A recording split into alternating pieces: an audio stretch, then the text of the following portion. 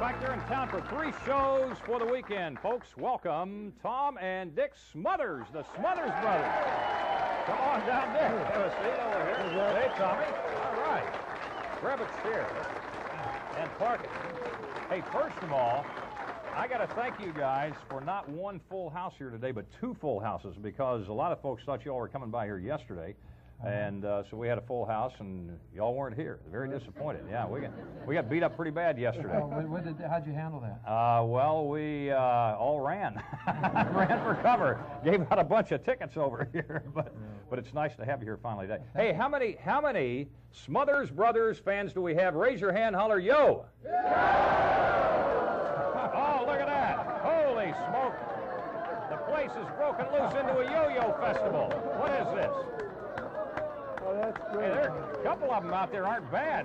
God, what a coincidence. All these people coming Isn't that amazing? It's an amazing coincidence. Actually, this happens a lot. There's a couple of guys out there that have been yowers before. I can see that they know how to throw that. 2 right out in the aisle. That was for sure. Sammy did a great job, but she's not a yower. No, she's not a yower. You know, I think the pill gets in the way.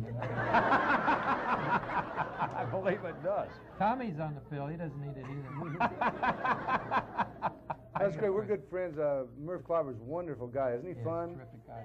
Well, maybe we'll work with you. You sound a little bit, that material sounds like an early a Phyllis Diller type of thing. Yes. I like it. I love you. Well, it's a mature woman stuff. Yeah, you have a whole, you have some time? How much time? You've got about 20 minutes? You can do 10? You got 45. Wow, that's more than I got. And you make it up, too, huh? It's a funny thing about a comedian. They say, if they say go out and do an hour show, if the audience doesn't laugh, you got a 20-minute show. Oh. Same as so the audience is so important. You know, it's real hard. Connie, singers can go out and sing their songs, don't matter. Don't matter, you know. Yeah, But, that's true. Comedians, at least 60%, 70% of his show is the audience response. Like right now, I'm getting none. So. That's true, though. But, you know, here if we have a great audience, we have more fun. And today we got tons of year-round pass holders, most we've ever had. Raise your hand if you're a year-round pass holder here. See, these are people that regularly come here. Oh, pass. I thought you were saying Passover. I said, what is a Passover thing? Is it that time of year? Pass holders. Pass holder. But they're kind of like family, you know, so it's nice to have them out here. The organization is one of the best, though. You know, this. Oh, yeah. They're so terrific for the kids. Yeah, absolutely. And you don't sit around and wait 45 minutes to see anything. They're always doing something here for you. Yeah, to move you right through the lines and the whole thing. Hey, you guys are operating with the Florida Orchestra in town. I mean, you're doing a show tonight. You're going to be at Bayfront Center, and then tomorrow night at Ruth Eckerd Hall, and then on Sunday night you're going to be at the Tampa Bay Performing Arts Center. That's right. And I've seen you guys do some great music. It's acoustic. What do you do with the orchestra? We ignore them. That's just a joke. No, we love working with, we first had the idea many years ago when Jack Benny was doing his, long time ago, doing his concerts, and I said, what does Jack Benny do? And someone said, don't you ever do a show with a symphony orchestra? And we said, no. And so we worked very hard with David Carroll, one of our conductor, worked on these things for 3 years. And our first concert with a symphony orchestra was scary, and it was Atlanta Symphony. And so we do about 3 or 4 every year, and it's a highlight. We love it. Well, it took David maybe 4 months or so to orchestrate every Smothers Brothers song. Now, there's a lot of talk. You know, it takes us an hour to do 5 songs, you know, because there's a lot of talk. So there's music going on behind most of our dialogue, and David Carroll orchestrated all of our songs, Smothers Brothers songs, for up to 100 pieces. You know, So it's we're easy very to get a laugh in with working with a symphony because it's kind of formal, and a lot of people would, should be hearing more symphony music. There's a wonderful orchestra here.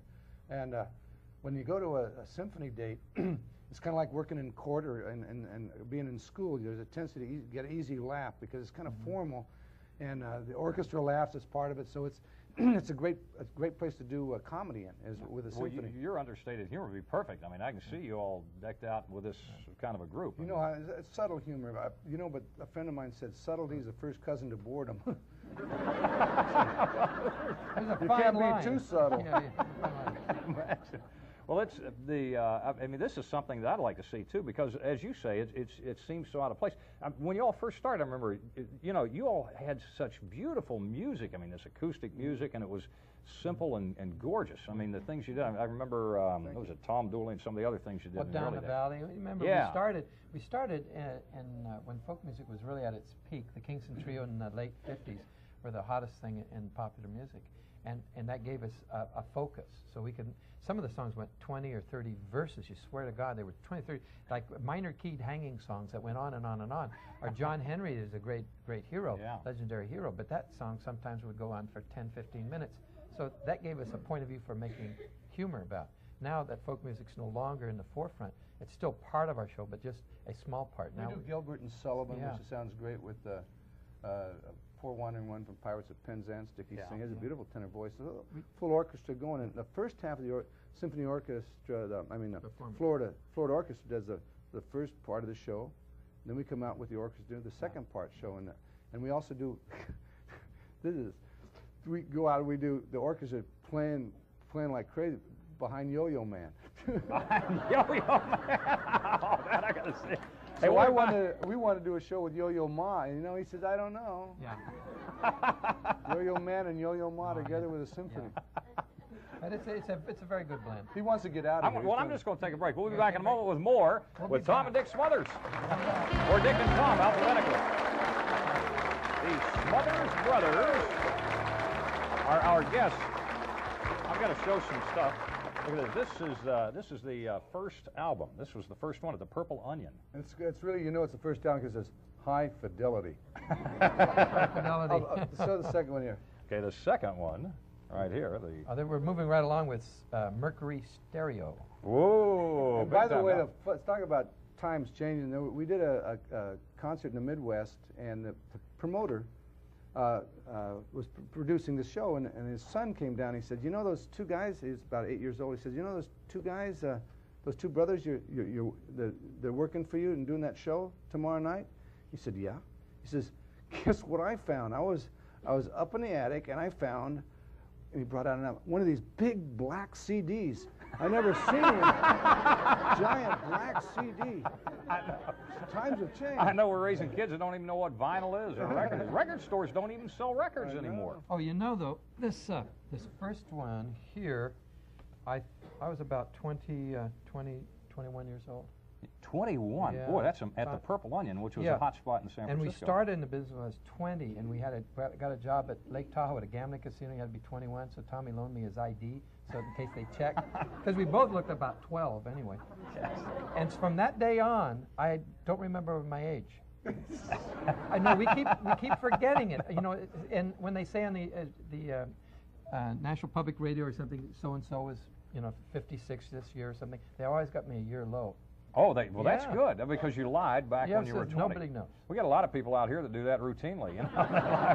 The older I get, that's a great. Oh yeah, I got to show this one. This is something I'm proud of. I had to take this off the wall in my office. This was the first time I got a chance to meet them, and that was an old show called Pulse Plus, back on another television station right here in Tampa, with called 13. Oh, I shouldn't say that. Channel 13. I don't want to say that, but that show isn't even on the air anymore. I knew Jack. We'd done a show, but I couldn't remember who is in this town or where it was. I said, Jack Harris. I know we've worked with him before. Yeah, right here. That was about 7. I've forgotten why y'all were in town. That was about 7 or 8 years ago. And now we're the longest-lived comedy team in history. You are. How many years? This is our 37th year. Yeah, at the end of 37th year.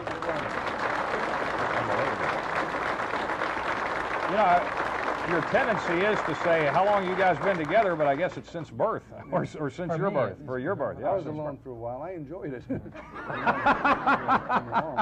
It's a funny thing. If you're the firstborn, you think you're going to be brotherless forever. You just don't know. It's a big shock when Mom comes home with a present you didn't ask for and you didn't want. And right away she stuck me in his room. Oh. And those of you who come from big families and stuff like that, you can't realize or think of being without your brothers or sisters. Even if you fight, have disagreements, it's something that's, like it or not, it's yours for life. Oh, yeah. You got to work it out. You got to work it out. And that's the way it's supposed to be. How did you guys begin doing, singing together? I can see that being a natural. But how did you get into the comedy together? It just evolved. We were music. We loved music first. I was going to be. I wanted to be my career. Mm-hmm. Dickie wanted to be a school teacher and a doctor, but I wanted to be a musician and a singer, and so we started singing a lot and doing choirs. And then the comedy just started coming out, and I was kind of I'm majorly dyslexic, and I have I don't stutter, but I have trouble finding certain words to fit what I'm trying to say. So it worked like now. This is good. This is a good. He's really good. This is the only time. The only other job I had a chance of getting, and I worked 6 months at it, was as an air traffic controller, and they.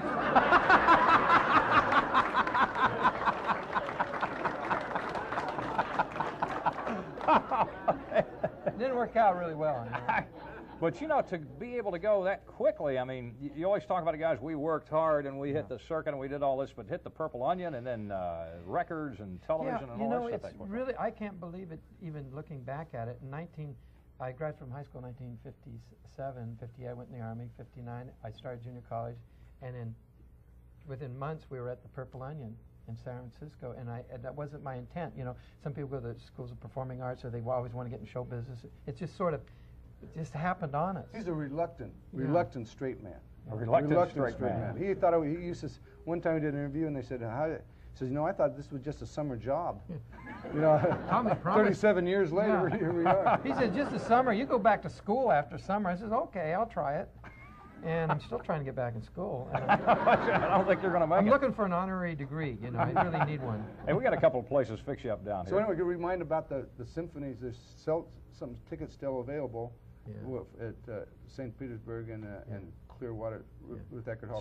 Those who have not seen a symphony might like to come out, because that's part of the way they introduce symphony music and classical music to people. They bring the pop artists into doing. It's really neat. It's a neat experience. It's the first time we've worked like this with the same symphony 3 nights in a row. Yeah. So if they want to see us the Sunday night, we'll maybe get it right by then. This symphony, this symphony is darn near well. I'm sure it's just as good as these Bucks are going great. It's so great to have. Whoa, isn't that the truth? Boy, you hit a hot button there. Hey, we'll be back in a moment with the Smothers Brothers. More to come. Hey, I want to show one other thing here, too, and that is somebody brought this today. This is, what is it anyway? It's something from when you all were appearing at the in Las Vegas. It's a table tent. Yeah, a table tent, that's it. So the Smothers Brothers, Doc Severinsen, and the presidential candidate Patrick Layton Paulson. Patrick Layton Paulson. Yes, quite a while ago, because it's 2 shows, 8 and 11. They probably was a dinner show. That's probably about 10 years ago, maybe. More than that. 15 years ago. Oh, I think so. Yeah. Yeah, it's well. You guys made Pat famous. Come to think, I forgot about that. Well, every time we get a television show, we love Pat Paulson. We put him on our show whenever about every 5 or 6 years, we get a television show, and we always bring Pat on, and he always gets real hot about that time, and then we get canceled, and he kind of dwindles away. Then goes out and runs for president again. Yeah, we've had him on before. I want to show where they're going to be and the show time, so you can take a look at this and plan to catch them at the one nearest you, if there are tickets left at that particular venue. If not, catch them at the others, because they're pretty close together. Friday, that's tonight at the Bayfront. Saturday at Ruth Eckerd, and Sunday at the Tampa Bay Performing Arts Center. And there's the number to call to make reservations, 286-2403, 286-2403. Thank you, Jack. I appreciate that. Oh, well, our pleasure. You brought it out. A guy who is equally famous in yoing circles. This thing is dangerous, isn't it? Oh! Wow! That is fantastic. Actually, every show, the Yo-Yo Man makes a...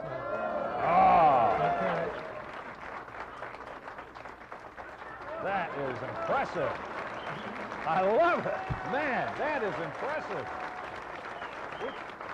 Well, Dick was saying something about the Yo-Yo Man. He makes an appearance on every show. Tom is not the Yo-Yo Man. He knows him. They're very similar.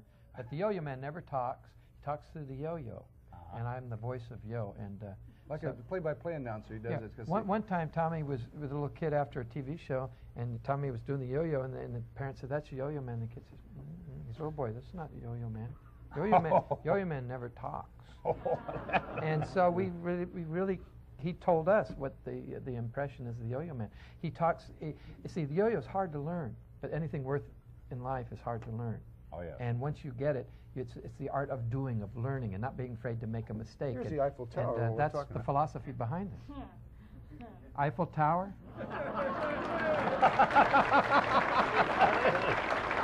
Oh, a maestro. Well,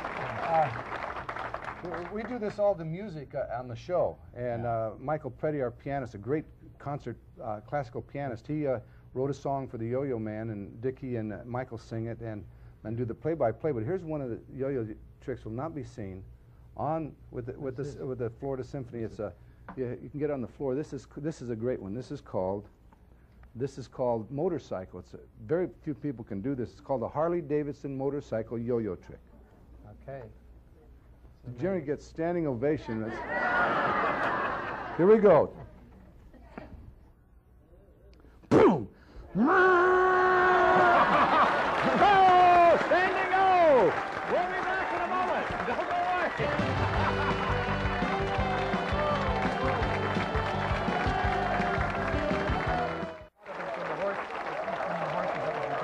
Oh, we're on here.